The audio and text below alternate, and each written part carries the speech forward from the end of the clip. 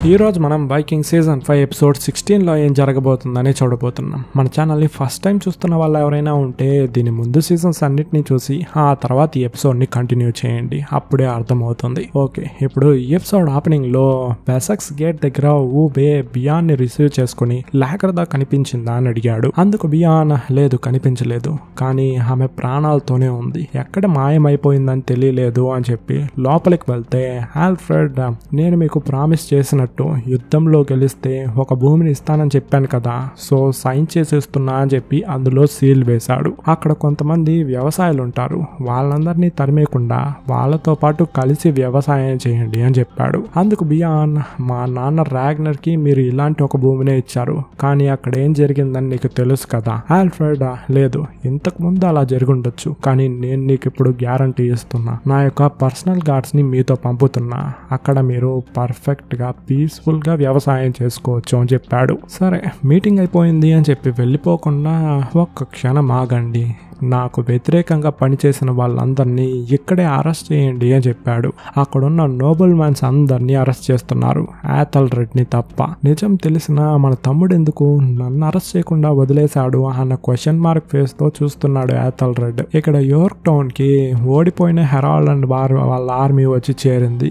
అక్కడున్న యువకులు కొంతమంది మీరు రాగ్నర్ కొడుకుల చేతిలో ఓడిపోయి వచ్చారు, నీతో వచ్చిన ఒలివ్సన్ ఎక్కడ అని చెప్పి ప్రశ్నలపై ప్రశ్నలు వేస్తూ ఉన్నారు. హెరాల్డ్ ఒలివ్సన్ చనిపోయి ఇప్పుడు వాల్హాలాలో ఉంటాడు, నేను యువకుడుగా ఉన్నప్పుడు కూడా మీలాగే చాలా ప్రశ్నలు అడిగేవాడిని, కానీ ఆ ప్రశ్నలకన్నిటికీ సమాధానం మనం జీవించేటప్పుడు అందులో వస్తుంది. సో అని చెప్పి వాడి కత్తిని తీసి అక్కడ ఎవరెవరంతా ప్రశ్నలు అడిగాడో వాళ్ళందరినీ చంపుతూ వస్తున్నాడు. వెనకలున్న మ్యాగ్నస్ కూడా మిగతా వాళ్ళని చంపి హెల్ప్ చేయగా హెరాల్డ్ ప్రజలతో ఈ యోర్క్ టౌన్ అనేది చాలా ఇంపార్టెంట్ అయిన సిటీ, దీన్ని మనం ఒక ఎంపైర్ గా స్థాపించబోతున్నాము అని చెప్పగా అక్కడున్న ప్రజలు కూడా వాడికి సపోర్ట్ చేసి అరుస్తున్నాడు. వెసెక్స్ యుద్ధంలో అరెస్ట్ అయిన ఆ అమ్మాయిని చేతుల్ని కట్టి వాడి రూమ్ కి తీసుకొచ్చి వెసెక్స్ లోనే ఒక పెద్ద వారియర్ అంటే అది హెడ్మండే, వాడిని నువ్వెలా చంపావు అని అడిగాడు. అందుకు ఆ అమ్మాయి వాడికి ఆల్రెడీ బాణాలు తగిలి కింద పడున్నాడు, వాడిని ఫినిష్ చేశాను అంతే అని చెప్పింది. బియాన్ సరే నీ పేరేంటి అని అడిగాడు. అందుకు ఆమె నా పేరు గున్హిల్డ్, నేను నా హస్బెండ్ ఒలివ్సన్ యుద్ధానికి వచ్చాము, ఆ యుద్ధంలో ఆయన చనిపోయాడు, సో ఇప్పుడు నేను నీ ముందు ఇక్కడున్నాను, అండ్ నీ పేరేంటి అని అడిగింది. అందుకు బియాన్ నా పేరు బియాన్ ఐన్ సైడ్ అని చెప్పాడు. అందుకు ఆ అమ్మాయి నువ్వు చాలా ఫేమస్ అయిన వాడివి కదా, నీకు ఏం కావాలన్నా ఎవరు పిలిచినా వస్తారు, నన్నెందుకు ఇక్కడికి తీసుకొచ్చావో అని అడిగింది. అందుకు వాడు నేను నీ దగ్గర ఒక క్వశ్చన్ అడుగుతా, అందుకు నువ్వు సమాధానం చెప్తే నీ కట్లను విప్పేసి నిన్ను ఫ్రీ ఉమెన్ గా చేస్తాను అని చెప్పాడు. అందుకు ఆమె కూడా సరే అడుగు అని చెప్పింది. నువ్వు ఆ బిషప్ ఎడ్మండ్ ని చంపిన తర్వాత అక్కడికి ఎవరైనా లేడీ వచ్చిందా? ఆమె నా అమ్మ లాగర్దా, ఆమెను ఎవరైనా చంపడం కానీ అక్కడి నుంచి కిడ్నాప్ చేసి తీసుకెళ్లడం కానీ చూసావా అని అడిగాడు. అందుకు గున్హిల్డ్ నేను అలా అంతా ఎవరిని చూడలేదు, నాకు ఎవరిని తెలీదు అని చెప్పేసింది. బియాన్ సరే అని చెప్పి కట్లను వెప్పి ఇకపై నువ్వు ఫ్రీ ఉమెన్ అని చెప్పగా వాడి మొహంపై ఒక్కటిచ్చింది. బియాన్ నన్ను ఎందుకు కొట్టావు అని అడిగాడు. గున్హిల్డ్ స్వతంత్రం ఇచ్చావని చెప్పావు కదా, అదే ఒకసారి చెక్ చేసుకున్నా, సరే నాకు నిద్ర వస్తుంది నువ్వు బయటికి వెళ్ళిపో అని చెప్పి బియాన్ని బయట తోసేసింది. వాడు బయటికి వెళ్ళేటప్పుడు మంచికే కాలం లేదురా అనుకుంటూ బయటికి వెళ్ళిపోయాడు. తర్వాత ఊబే అండ్ తోర్వీతో లాగర్దా ఎలా మాయమైపోయి ఉంటుంది, మనం అసలు కనిపెట్టలేకపోతున్నామే అని చెప్పి బాధపడుతున్నాడు. ఊబే మన నాన్న కూడా ఒకసారి ఇలాగే మాయమయ్యాడు కదా, అలా కూడా మాయమై ఉండొచ్చు. బియాన్ రాగ్నర్ వాడి యొక్క రెస్పాన్సిబిలిటీస్ నుంచి తప్పించుకొని పారిపోయాడు, కానీ మా అమ్మ అలా కాదు, చాలా ధైర్యమైనదని చెప్పి నాకు తెలుసు, నీకు లాగర్దా చనిపోవాలి, ఎందుకంటే మీ అమ్మను చంపిన ఒక రాక్షస్ గానే నీకు కనిపిస్తుంది, కానీ నాకు అలా కాదు అని చెప్పాడు. తోర్వి లాగర్దా కారణం లేకుండా ఏ ఒక్క విషయమూ చేయదు, ఇందుకు ఏదో ఒక కారణం ఉండాలి అని చెప్పింది. ఇక్కడ జూడిత్ ఆల్ఫ్రెడ్ తో నువ్వెందుకు యాథల్ రెడ్ ని క్షమించి వదిలేసావు, వాడిని నువ్వు అరెస్ట్ చేస్తావు అనుకున్నా, అమ్మ వాడు యుద్ధంలో నా ప్రాణాలని కాపాడున్నాడు, అంతేకాకుండా వాడు నా యొక్క అన్న, వాడిని క్షమించేద్దాంలే. జూడిత్ వాడు నీ దగ్గర ఏదైనా క్షమాపణ కానీ చేసిన తప్పుకి వాపోయాడా అని అడిగింది. అందుకు ఆల్ఫ్రెడ్ లేదు అని చెప్పి తలూపాడు. అయితే ఎలా నువ్వు వాడిని క్షమించగలవు? నేను వాడిని అడగాలి ఎందుకు వాడు ఇలా చేశాడు అని చెప్పి. అప్పుడు నేను వాడిని క్షమిస్తాను, నువ్వెందుకు పర్మిషన్ నాకు ఇవ్వాలి అని అడిగింది. అందుకు ఆల్ఫ్రెడ్ కూడా ఒప్పుకుంటున్నాడు. బయట నోబుల్మెన్స్ అందరినీ ఉరి తీయడం ఆల్ఫ్రెడ్ దొంగచాటుగా వెళ్లి చూసి భయపడుతున్నాడు. ఇక్కడ ఫ్లోకీ ఐలాండ్ లో ఆహారం దొరకడమే చాలా కష్టమైపోయింది. అక్కడ దొరికే కొంచెం ఫుడ్ ని కూడా అందరూ షేర్ చేసుకుని తింటూ ఉన్నప్పుడు వాళ్ళకేదో సౌండ్ వినిపించింది. నన్ను కాపాడండి అనేటట్టు వెళ్ళి చూస్తే అది ఎవిండ్ యొక్క కొడుకు హెల్కి. వాడిని లోపలికి తీసుకెళ్లి ఏమైంది అని అడిగారు. అందుకు వాడు ఇక్కడ నుండి చాలా దూరం ట్రావెల్ అయ్యి వెళ్ళి ఒక చోట టెంట్ వేశాము. అక్కడికి వెళ్ళిన కొద్ది రోజులకే మా నాన్నైన ఎవిండ్కి వ్యాధి వచ్చేసింది. 2-3 చనిపోయారు కూడా. వాళ్ళు చేసిన తప్పుని వాళ్ళు తెలుసుకునేశారు. ప్లీజ్ మీరు వచ్చి వాళ్ళకి హెల్ప్ చేయండి అని చెప్పి అడుక్కుంటున్నాడు. ఫ్లోకి వాడికి ఏం సమాధానం చెప్పాలో తెలియట్లా ఆలోచిస్తూ ఉన్నాడు. వెసెక్స్ లో జూడిత్ ఆథెల్రెడ్ ని పిలిచింది. ఆథెల్రెడ్ ఎందుకమ్మా నన్ను పిలిచారు అని చెప్పి చాలా క్యాజువల్ గా వాడికి ఏమీ తెలియనట్టు అడిగాడు. జూడిత్ నిన్నెందుకు ఇక్కడికి పిలిచానని చెప్పి నీకు తెలీదు. సరేలే, మీ ఫ్రెండ్స్ అందరూ అరెస్ట్ అయ్యి ఉరికమ్మ మెక్కారు కదా, దాన్ని నువ్వు కూడా వెళ్ళి చూసే ఉంటావు. లార్డ్ గున్హెల్ ఉన్నాడు కదా, వాడు అందరి పేర్లని నీ పేరుతో సహా చెప్పాడు అని చెప్పింది. అందుకు ఆథెల్రెడ్ సరే అమ్మా నేను ఒప్పుకుంటున్నాను, నేనే వెళ్ళేమి వాళ్ళు అప్రోచ్ అవ్వాలా, ఫస్ట్ వాళ్ళే నన్ను వచ్చి అప్రోచ్ అయ్యారు. ఆల్ఫ్రెడ్ ని చంపడానికి ప్లాన్ వేసి సిగ్నల్ మీరు ఇస్తే మాత్రం చాలు అని చెప్పారు. కానీ నేను అప్పుడు సిగ్నల్ ఇవ్వలేదు. యుద్ధంలో కూడా ఆల్ఫ్రెడ్ ని నేను కాపాడాను. ఇకపై నా జీవితంలో ఆల్ఫ్రెడ్ కి నేను ద్రోహమే చేయను అని చెప్పి ప్రామిస్ చేశాడు. కానీ జూడిత్ చూసే చూపు చూస్తుంటే కన్విన్స్ అయ్యేలా కనిపిలా. క్యాటిగట్ మార్కెట్ ప్లేస్ లో ఒక సాధువు బుద్ధ బొమ్మను పెట్టుకుని కూర్చో ఉన్నాడు. విట్సర్క్ దాన్ని చూసేసి ఇదేమైనా దేవుడా అని అడిగాడు. అందుకు వాడు దేవుడా అని చెప్పి నవ్వుతున్నాడు. దీని తర్వాత హైవర్కి ఒక ముఖ్యమైన న్యూస్ వచ్చింది. అప్పుడు విట్సర్క్ లోపలికి రాగానే హెరాల్డ్ వెసెక్స్ ని అటాక్ చేసి ఓడిపోయారంట. నాకు అది ఆశ్చర్యంగా అనిపించడం లేదు. కానీ ఈ విషయం ఏంటంటే కింగ్ హెరాల్డ్ కి సపోర్ట్ గా బియాన్, హూబే, లాగర్దా ఉన్నారంట అని చెప్పాడు. విట్సర్క్ అబ్బా ఇప్పుడైనా ఒప్పుకుంటున్నావుగా, లాగర్దా ప్రాణాలతో ఉంది, నువ్వు ఆమెను సాక్రిఫైస్ చేయలేదు అన్నది అని చెప్పగానే ఐవర్ విట్సర్క్ ని మోరిచి చూస్తున్నాడు. సర్లే హెరాల్డ్ అయినా ప్రాణాలతో ఉన్నాడా లేదా అని విట్సర్క్ అడిగాడు. ఐవర్ వాడు ప్రాణాలతో యోర్క్ టౌన్ కి తిరిగి వచ్చే ఈ న్యూస్ ని మనకి పంపాడు. సో మనం ఇంగ్లాండ్ కి మన ఆర్మీని తీసుకెళ్లి వాళ్ళని అటాక్ చేయాలి అని చెప్పి చేతిలో ఉన్న ఒక కాయిన్ ని చేరికేసి కొడుతున్నాడు. విట్సర్క్ నీ చేతిలో ఉంది అదేంటి అని అడిగాడు. ఐవర్ ఇదే రాగ్నర్ నన్ను ఇంగ్లాండ్ కి తీసుకెళ్లాడు కదా, అప్పుడు కింగ్ ఎగ్బర్ట్ నన్ను అరెస్ట్ చేసి ఉంచినప్పుడు కింగ్ ఆల్ఫ్రెడ్ తో కూర్చొని నేను చెస్ ఆడున్నా. సో వాడితో మళ్ళీ చెస్ ఆడాలి, కానీ ఈసారి బోర్డులో కాదు యుద్ధ భూమిలో అని చెప్పాడు. ఇక్కడ వెసెక్స్ లో ఆల్ఫ్రెడ్ తో హూబే అండ్ థోర్వే కలిసి జీసస్ ని ప్రేయర్ చేసేసి వాళ్ళకి ఇచ్చిన భూమిని వెళ్లి చూస్తున్నారు. ఆల్ఫ్రెడ్ ఈ రోజు నుంచి ఈ ఈస్ట్ ఇంగ్లాండ్ మీకు సొంతం. హూబే గుర్రం నుండి కిందకి దిగి కిందున్న మట్టిని తీసుకొని చూడు బియాన్, ఇదే నిజమైన సంపద, డైమండ్ గోల్డ్ కాదు అని చెప్పి అక్కడున్న ప్రజల్ని చూస్తూ నడుచుకుంటూ ముందుకెళ్తూ ఉన్నాడు. హూబే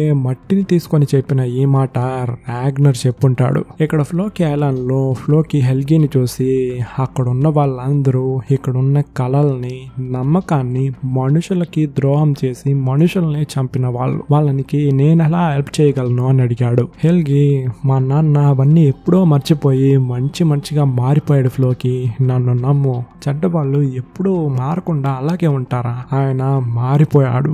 ఆయన కోసం కాకపోయినా అక్కడ ఉన్న చిన్న పిల్లల కోసమైనా ఆలోచించు. నువ్వు వాళ్ళకి హెల్ప్ చేయకపోతే అక్కడున్న వాళ్ళందరూ చనిపోతారు అని చెప్పాడు. ఫ్లోకి ఆలోచిస్తున్నాడు ఏం చేద్దామో అని చెప్పి. ఇక్కడ ఈస్ట్ ఇంగ్లాండ్ లో సాయంత్రం సమయంలో అందరూ చర్చికి వెళ్తూ ఉన్నారు. బియాన్ అండ్ గున్హిల్ మాత్రం వెళ్లకుండా వేరే ప్లేస్ కి వెళ్లి మాట్లాడుకుంటున్నారు. నేను ఇప్పుడు చాలా సంతోషంగా ఉన్నాను, కానీ ఈ సంతోషాన్ని పంచుకోవడానికి మా అమ్మ నాతో లేదు, మా నాన్న నాతో లేదు. ఇంగ్లాండ్ లో వైకింగ్స్ కు ఒక భూమి ఉండాలని చెప్పి మా నాన్న కళ, ఆ కళ ఈ రోజు నెరవేరింది అని చెప్పి చాలా ఫీలింగ్ గా మాట్లాడుతున్నాడు. గున్హిల్ బాధపడకు, అన్ని సర్దుకుంటుంది అని చెప్పింది. మనోడు కిస్ చేశాడు, ఆమె కూడా అందుకు ఒప్పుకునేసింది. ఈ బియాన్ గాన్ని ఎంతమంది అమ్మాయిలు లవ్ చేస్తారని తెలియలే, వీడు లవ్ చేసిన అమ్మాయిని లిస్ట్ తీసుకుంటే పొడవుగా వెళ్తూ ఉంటుంది. ఫ్లోకీ గాడు వీడు చిన్నప్పుడుగా ఉన్నప్పుడే చెప్పేసి ఉంటాడు, నిన్ను చాలా మంది అమ్మాయిలు లవ్ చేస్తారా అని. అలాగే జరుగుతూ ఉంది. వెసెక్స్ లో వార్నింగ్ బెల్ ని మోగిస్తూ ఉన్నారు. ఏంటి ఎవరికి ఇక్కడ ఏమైంది అని చెప్పి టెన్షన్ గా వెళ్లి చూస్తే ఈస్ట్ ఇంగ్లాండ్ నుండి ఆల్ఫ్రెడ్ ని బండిలో తీసుకొచ్చి బెడ్ పై వేశారు. ఎల్స్విత్ అసలు ఆల్ఫ్రెడ్ కి ఏమైందని మనకి తెలియట్లేదే అని చెప్పి ఏడుస్తూ ఉంది. జూడిత్ నువ్వేం బాధపడకు ఎల్స్విత్, వాడికి చిన్నప్పటి నుండి ఇలాగే అప్పుడప్పుడు జరుగుతూ ఉంటుంది, తొందరలో లేసేస్తాలే భయపడకు అని చెప్పింది. ఎల్స్విత్ కడుపుపై చేతులు పెట్టి నేను ఇప్పుడు ప్రెగ్నెంట్ గా ఉన్నాను అనుకుంటా అని చెప్పింది. జూడిత్ కి సంతోషం, నీ బిడ్డ ఇంగ్లాండ్ యొక్క భవిష్యత్ అమ్మా, నువ్వు ఈ సమయంలోనే చాలా జాగ్రత్తగా ఉండాలి అని చెప్తూ ఉన్నప్పుడు ఆథెల్రెడ్ అండ్ వాడి వైఫ్ వచ్చి ఆల్ఫ్రెడ్ ని చూస్తున్నారు. నువ్వు ఎలాగైనా బ్రతికి రావాలని నేను కోరుకుంటున్నాను అని చెప్పి ఆథెల్రెడ్ చెప్పాడు. కానీ జూడిత్ కి ఇంకా ఆథెల్రెడ్ పై సందేహం పోలా, వాడిని మోరిచి చూస్తూనే ఉంది. క్యాటిగట్ లో విట్సర్క్ ఆ బుద్ధ విగ్రహాన్ని వాడి యొక్క ప్రేమికురాలకు చూపించి లైఫ్ అనేది ఒక బ్రిడ్జ్ లాంటిది, దానిపై ఇల్లు కట్టాలి అని చెప్పి బుద్ధ యొక్క కోడ్స్ అన్నిటిని కొన్ని చెప్తున్నాడు. దాని తర్వాత ఐవర్ విట్సర్క్ ని పిలిచి యుద్ధానికి ఓలిఫ్ ని కూడా మనతో పాటు జాయిన్ అవ్వమని చెప్పి న్యూస్ పంపాను. విట్సర్క్ అయితే మనం ఇప్పుడే యుద్ధానికి వెళ్ళబోతున్నామా అని అడిగాడు. ఐవర్ వేసవి కాలం వచ్చేదాకా వెయిట్ చేసి నా బిడ్డ పుట్టిన తర్వాత వెళ్దాము, అండ్ నువ్వు ఇంకా ఊబేని వదిలేసి వచ్చినందుకు బాధపడుతున్నావు కదా, అందుకు విట్సర్క్ లైఫ్ అనేది ఒక జర్నీ లాంటిది అని బుద్ధ యొక్క కోట్స్ ని చెప్తున్నాడు. ఐవర్ రే నీకేమన్నా మార్కెట్ లాగా పిచ్చి పట్టిందా ఏంటి, ఆమెలాగే బాగుతూ తిరుగుతున్నావు, ఆమెకు పట్టిన గతే నీకు కూడా పట్టచ్చు అని చెప్పి చాలా సాఫ్ట్ గా బెదిరించి వెళ్తున్నాడు. ఇక్కడ ఈస్ట్ ఇంగ్లాండ్ లో ఉన్న ప్రజలతో ఊబే అండ్ థోర్వి చాలా జెల్ అయ్యి వాళ్ళతో బాగా మాట్లాడుతూ ఉన్నారు. ఇటువైపు బియాన్ గున్హిల్డ్ తో మన దేవుళ్ళు మనపై చాలా కోపంగా ఉన్నారు, ఈ ల్యాండ్ మనకి దక్కినందుకు ఒక సాక్రిఫైస్ ని ఇచ్చుండాలి, కానీ ఆ ఊబే అండ్ థోర్వి పూర్తి క్రిస్టియన్ గా మారిపోయారు. వాళ్ళ మెడలో ఉన్న సిలువను చూడు, దాన్ని చూస్తుంటేనే నాకు చిరాగ్గా ఉంది. అండ్ ఇక్కడుండి వ్యవసాయం చేయాలన్నది నా కలే కాదు, అది మా నాన్న యొక్క కళ, దాన్ని నేను సాధించేశాను. గున్హిల్డ్ అయితే నీ యొక్క కళ ఏంటో చెప్పు విందామని అడిగింది. బియాన్ నేను మళ్ళీ క్యాటిగట్ ని అటాక్ చేసి ఐవర్ ని ఓడించాలి అని చెప్పాడు. నీ దగ్గర ఆర్మీ లేదు కదా అని గున్హిల్డ్ అడిగింది.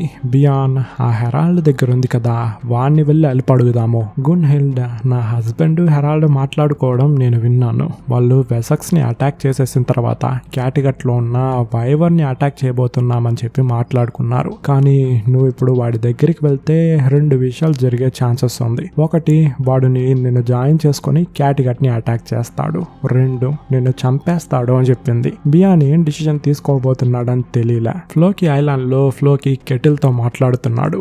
వాళ్ళు నీ కొడుకుని, నీ యొక్క కోడల పిల్లని, ఆమె కడుపులో ఉన్న బిడ్డని చంపేశారు. ఇందులో నేను డిసిషన్ తీసుకోవడం కన్నా నువ్వు డిసిషన్ తీసుకోవడమే కరెక్ట్ గా ఉంటుంది అని చెప్పాడు. అందుకు కెటిల్ ఫ్లోకి హెల్గీ చెప్తున్నాడు కదా ఎవిండ్ మారిపోయాడు అని చెప్పి, మనం వెళ్ళి వాళ్ళని కాపాడి తీసుకొద్దాము అని చెప్పి ఆ తుఫానులో అందరూ బయలుదేరుతున్నారు. ఈస్ట్ ఇంగ్లాండ్ లో బియాన్ వాడి యొక్క డిసిషన్ ని ఊబేకి చెప్పాడు. అందుకు ఊబే ఇక్కడ ఇంకొక అటాక్ ఖచ్చితంగా జరుగుతుందని చెప్పి నీకు తెలుసు, నువ్వు ఇక్కడుంటే నాకు సపోర్ట్ గా ఉంటుంది. ఈ భూమి మనకి దక్కడం అన్నది మన నాన్న యొక్క కళ, మన నాన్న యొక్క కళని మనం కాపాడాలి కదా అని చెప్పాడు. బియాన్ నువ్వు చెప్పింది కరెక్టే, అది మన నాన్న యొక్క కళ, ఆ కళ కోసం నువ్వు క్రిస్టియన్ గా మారావు, కానీ నేను మారలేను, ఎప్పటికీ క్రిస్టియన్ గా మారలేను. నువ్వు దాన్ని చేసి మన నాన్న యొక్క కళని సాధించావు, కానీ నా డిసిషన్ ఏంటంటే నేను క్యాటిగట్ ని అటాక్ చేయడమే అని చెప్పాడు. ఊబే నీ డిసిషన్ ని నేను రెస్పెక్ట్ చేస్తున్నాను,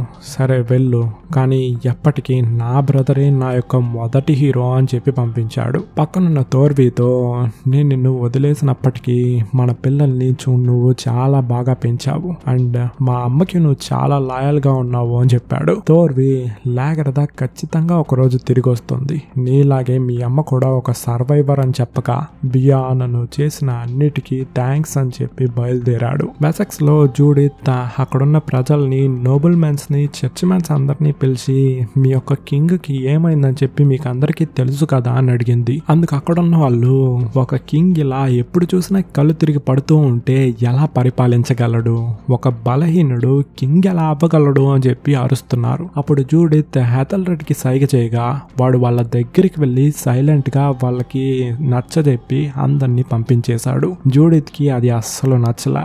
నువ్వు వాళ్ళకి ఏం చెప్పావు, నువ్వు చెప్పుండాల్సింది ఏంటంటే అని చెప్తూ ఉన్నప్పుడు ఎథెల్రెడ్ వాళ్ళమ్మని లాగి కోపంగా నేను ఏం మాట్లాడకూడదు అని చెప్పి మీరు నాకు చెప్పకూడదు, వెళ్ళి మీ కొడుక్కి మంది ఏదైనా దొరుకుతుందా అని చెప్పి వెతికి ఇవ్వండి అని చెప్పి వెళ్ళిపోయాడు. జూడిత్ అడవిలోకి వెళ్ళి కొన్ని మూలికలన్నిటినీ తీసుకొచ్చి ఏదో మందు తయారు చేస్తూ ఉంది. తర్వాత ఎథెల్రెడ్ అండ్ వాడి వైఫ్ తనీగా ఉన్నప్పుడు మీ బ్రదర్ చనిపోతే మీరే కదా నెక్స్ట్ కింగ్ అని అడిగింది. అందుకు ఎథెల్రెడ్ కూడా అవును అని చెప్పగా అయితే ఆయన చనిపోవాలని చెప్పి నేను కోరుకుంటాను అని చెప్పింది.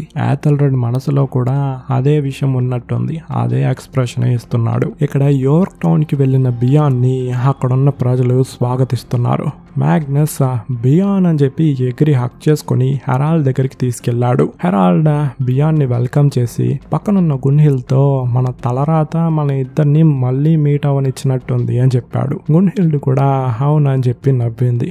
మ్యాగ్నస్ మనం బియాన్ కోసం ఖచ్చితంగా క్యాటిగట్ ని అటాక్ చేయాలి అని చెప్పాడు. సో హెరాల్డ్ బియాన్ తో కలిసి క్యాటిగట్ ని అటాక్ చేయబోతున్నాడేమో. ఎసెక్స్ లో డిన్నర్ చేయడానికి వచ్చిన ఎథెల్రెడ్ జూడిత్ తో నా తమ్ముడు ఎలా ఉన్నాడు అని అడిగాడు. అందుకు జూడిత్ నేను కొన్ని మెడిసిన్స్ ని చేసిచ్చా కానీ ఏ ఇంప్రూవ్మెంట్ లేదు, మనం మాట్లాడే మాటలు కూడా వానికి వినిపిస్తుందా లేదా అనే డౌట్ నాకు అనిపిస్తూ ఉంది. ఒక కింగ్ అలా పడకబడున్నప్పుడు ఆయనకు బదులు ఎవరిని తీసుకొద్దామో అని చెప్పి నోబెల్ మెన్స్ చర్చ్ మెన్స్ లో మాట్లాడుకుంటున్నారు కదా, అది కరెక్టా అని అడిగింది. ఎథెల్రెడ్ వాళ్ళ భయం వాళ్ళకు ఉంటుంది కదా, వాడొక బలహీనమైన రాజు అని చెప్పి వాళ్ళు అనుకుంటున్నారు. జూడిత్ కానీ వాళ్ళకి తెలియని విషయం ఏంటంటే ఆల్ఫ్రెడ్ మాత్రమే ఈ దేశాన్ని, ఈ వెసెక్స్ ని, ఈ ఇంగ్లాండ్ ని కాపాడగలడు అన్నది. ఎథెల్రెడ్ నేనెందుకు కాపాడలేను అని అడిగాడు. జూడిత్ నేను నిన్ను తప్పు చెప్పడం లేదు ఎథెల్రెడ్, వాడి యొక్క సోలు బాడీ ఇందుకోసమే ప్రిపేర్ చేసింది